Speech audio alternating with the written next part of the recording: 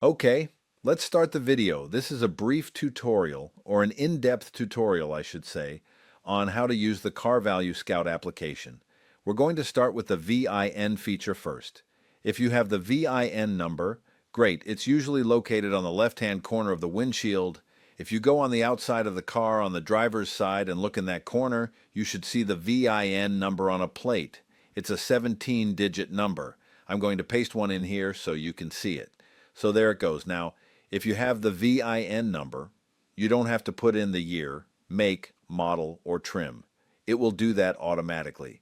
What we do have to put in is the mileage. So let's make believe we have 125,000 miles on this car, and we're going to use a zip code of 29643.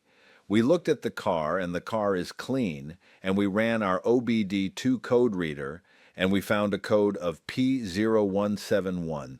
Now, if you don't have a code reader, you can get these codes from AutoZone, O'Reilly, or Advanced Auto Parts. They will read the codes for you for free. You can literally go into or take your test drive to an auto parts store. And if the seller doesn't want you to do that, that's a red flag. You need to walk away. The next thing we're going to do is we're going to get into the visual inspection, what I call the visual walk around.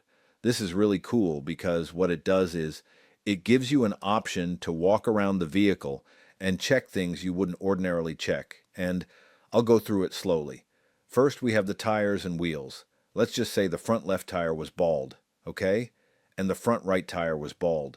We would check those off. The rear left tire looked good. The right rear tire looked good. The hubcaps or wheels were fine.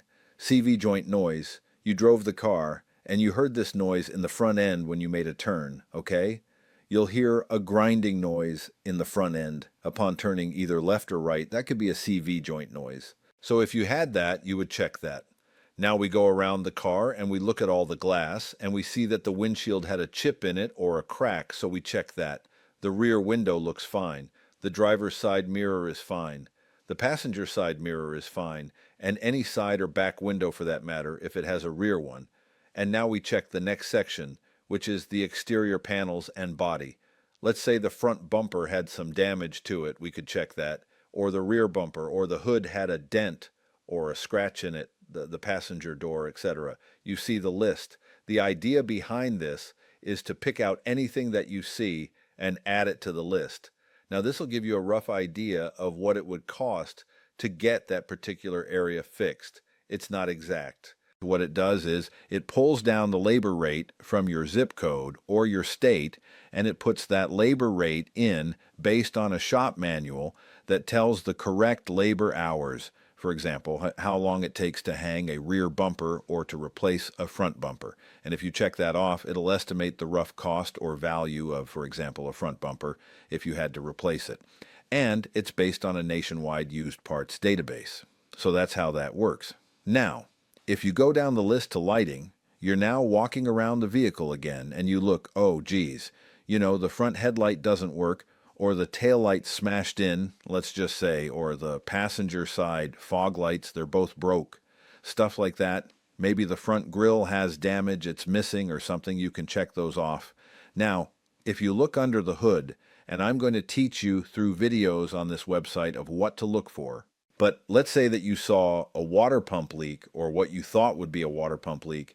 I'm going to give you a brief way to look for that. You would look under the car after it's been running to reach operating temp, then turned off. You would see dripping coming down from roughly where the belts are connected to the motor, by the alternator belt. There's also a water pump belt there, and right behind those belts is the water pump. When a water pump goes bad, it will start to drip right there. So if you saw dripping or a puddle under the car, right under where the belt is, that drives the alternator, that drives the engine stuff, okay? To make it clear, I'll have a video exactly what to look for, but just to give you an idea, you would check this for a water pump leak. Now, alternator. The alternator is a charging device that charges your battery. If the person tells you that the battery doesn't seem to hold a charge, I would check this just to make sure that if you have to buy an alternator, you can do it. Oil leak. Look under the car, see if there's oil leaks. What's a minor oil leak? It means that maybe the oil pan gasket needs replacing. If the air conditioning's not working, check the air compressor. Check that off, because that is going to need typically replacement. If the seller said it just needs a charge, I would not believe him. I would definitely check the AC compressor, because if it just needed a charge, he would do it himself. Once again, the brakes and the rotors, if you drive the car and you feel like it's not stopping like it should, I would check the brakes. Now, once again, to check them accurately, you would have to pull the wheel off and actually look at them, and you would have a mechanic look at that. If they're squealing, when you hit the brakes, you hear it squeal, typically that means that the brakes are probably worn down. So you might want to check off that as well. The belt and hose damage. Look at your belts, look at your hoses. If a hose has a hole in it, it's got a little leak in it or whatever, If there's rust around the clamps on the hoses for the cooling of the engine, check that off. Interior. We go to the interior. We might see a torn driver's seat. That's very typical if the car's old, so you might want to check that. Passenger seat, same thing if it's got a rip in it. Headliner. Check out the headliner. A lot of times the headliners will sag. If you don't look up, you don't see it. Good thing to check. Cracked dashboard usually means it's been sitting out in the sun, it dried out, and it's cracking, and that could be expensive. Check it off. You can negotiate that as well. Once again, you don't have to say, hey, you got to buy me a dashboard. But you have negotiation room. Interior trim. Okay, look at your door. Gee, covers on the inside, the panels. Make sure they're all there. Make sure the lights are all there in them. Make sure the door handles are in and stuff like that. We do have an option for broken door handle. If it doesn't open the door, it's a broken door handle. And you might want to check that because that's a negotiating thing. Power window failure. If he says, oh, the power window on the back seat doesn't work, then you check that. That's a feature needs to be fixed. And then odor or stain, you smell it in there. You're like, oh, yuck, this thing stinks. Once again, rust and corrosion. If I see rust or corrosion on the bottom of a vehicle, I would walk away only because there's a possibility it was in a flood or in some salt water somewhere. Your muffler or your exhaust. If it's making loud noises, you can hear the engine roaring. I would check the exhaust and the muffler. Wheel alignment needed. When you drive the car, if you let go of the wheel on the highway just for a second or feel the wheel pulling to the left or right, it needs a wheel alignment. So you would check that and you would put that on there. Suspension noise, once again, noise, shock issue or something like that. You could hear the shock actually make a snap when it breaks, and you will feel a hard ride if it's got a broken shock. It'll ride rough. So you want to check all of that stuff. Now we can go in here and check the value and generate the report right now. And just so you know, I have a lot of things checked off, but this is just a demo, so I just want you to know that that's what we're doing. I can close this window up. By the way, when you close it up, they still stay checked. Now you check and you go out and get your report, and it's going to work. It's going out there, and it's pulling down all the information we put in there. And notice, it put in there a 2010 Subaru Forester, and it tells us it's a 2.5 X4-door all-wheel drive automatic. All that information is there because of this VIN number. So now if you didn't have the VIN number, you would have to put in 2010 Subaru Forester. You don't have to fill in the trim field. That's optional, but you still have to put in the mileage and the zip code. That gives you an accurate reading that way. So now we got the report and the valuation summary. The estimated market value of this car is $3,528. It's got a price range of $3,175 to $3,881. That's giving you the price people are selling these vehicles on Marketplace, Nextdoor, or on AutoTrader. That's the range you might see. So there's literally about a $400 to $300 range both ways. Now the total repair cost, we checked a lot of stuff off. The total repair cost here is estimated at $2,534. Now that's unusual, and it says needs work. We wouldn't buy this car. The AS's price or value is $994. And what it does is it takes this price over here, it takes this repair cost here, and it deducts it from this to come up with this $994. Now here's the cool stuff, the OBD2 diagnostics. The P0171 is a System 2 Lean Bank 1. That's about a $440 repair. Now what it says is, it's based on a mass airflow sensor and another part that is roughly $300. The labor rate to put it in is 1.8 hours by a mechanic. So that's how it comes up with this cost. Now, if you wanted to buy that part yourself and do the work yourself, let's just say you went to eBay, for example. It's going to pull up the eBay list on that part, the mass airflow sensor for that particular car, and you'll see the cost of the part, and it's kind of cool because it actually gives you the actual part number, and you can match it up with the correct year, make, and model, but it also gives you a deep search. See, that's the one for that particular car. I think that's really cool that that works that way. Now, just so you know, and we're going to push that out of the way, and we're going to check on Amazon, because once again, if you clicked Amazon, it would also come up with the same part for that particular car. This is a 2010 Subaru. As you can see, the 2010 Subaru, it comes up with the car itself, the part, the cost of the part, and you can buy it right there. And if you want, you can do the work yourself. I'm going to close this window out. And now what's cool here is if you go to my YouTube section, it's going to pull up that particular car, 2010 Subaru. It's going to give you a video on how to change that part, exactly where it is, and how to do it yourself. So if you wanted to save some money and you were handy and you had tools, you could replace this yourself. It's not that difficult. Some jobs are more difficult, but this will give you an idea. And if you bring it to a mechanic, you'll know how much work it is. I suggest you watch the 6-minute video and see how much work it is, because they may want to charge you $200 or $300 labor, and that's not worth it. So that's a very cool feature of this as well. We're going to pull this off to the side and get rid of it, and I'm going to show you the next feature here. So that's that. Now, once again, the visual inspection details, all these parts are based on used parts. On eBay, you could find a windshield for $175, you could find a front bumper for $250, and so on and so forth. And this is figuring a little bit of labor. Now, we checked a bunch of stuff, so if this car had this much work, you wouldn't buy it. But I just want to give you the rundown on how this works. So once again, you click on eBay, and we're looking for that front bumper for that particular car. And if you pull it up, okay, there it is. There's the front bumper. All this stuff shows up. It's so cool. There it is. Front bumper, Subaru right there. So, and there's the car, the make. It gives you the highlight, the cost. All that is there.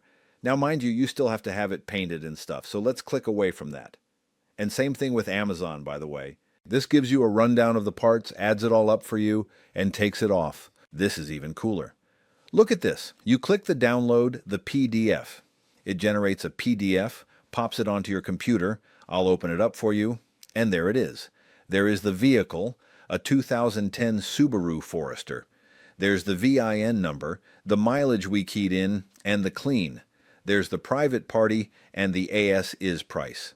And now, here's a list of all the things we found that were wrong with that particular vehicle. You could print this out and show it to the person selling the vehicle.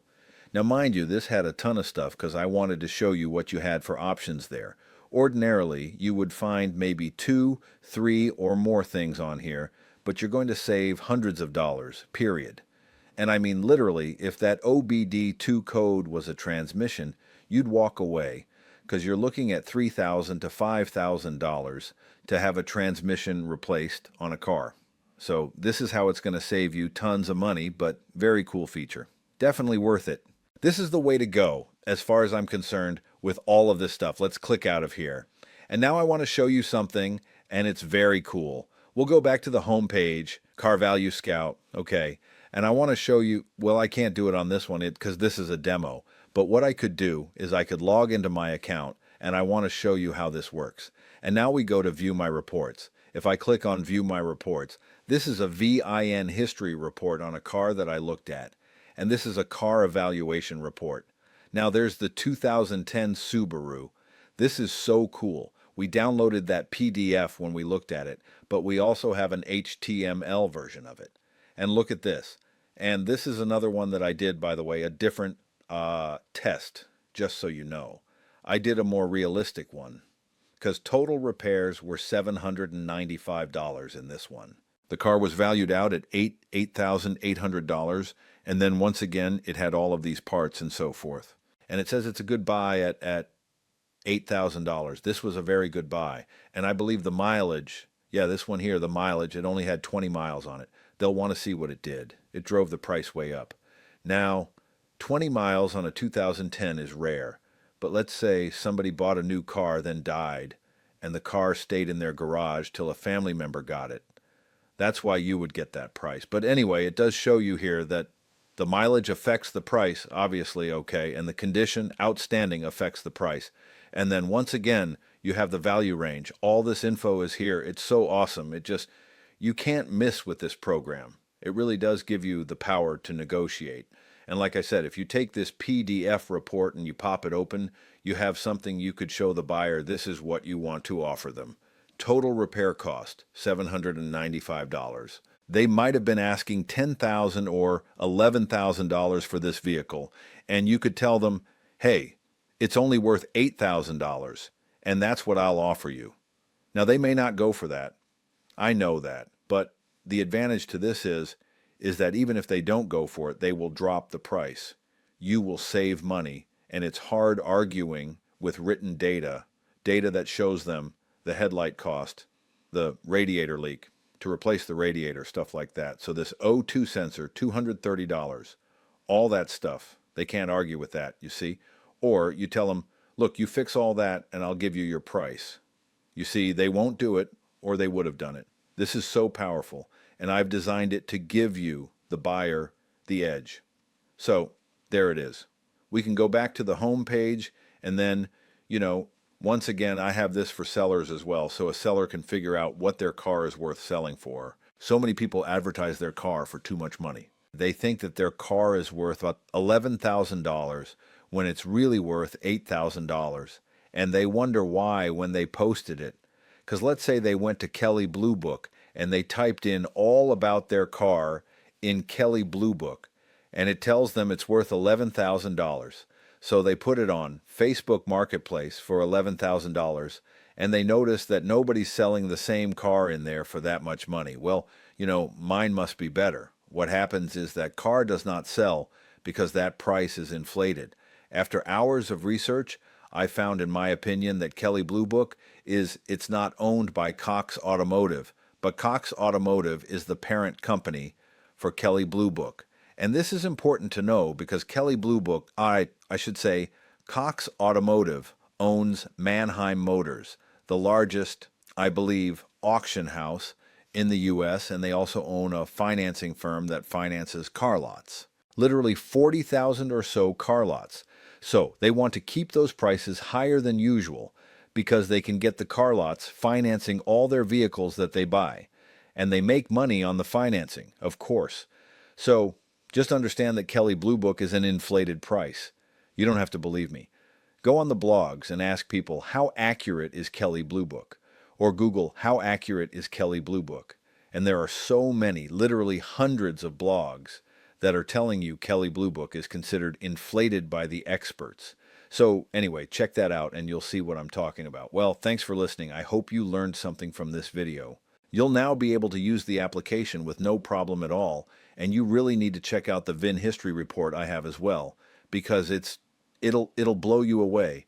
My VIN history report is just the most awesome thing. Carfax is selling theirs for $44.99, and mine is only $15.99.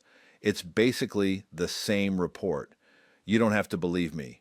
You can go to my website. You can download the Carfax sample right from their website.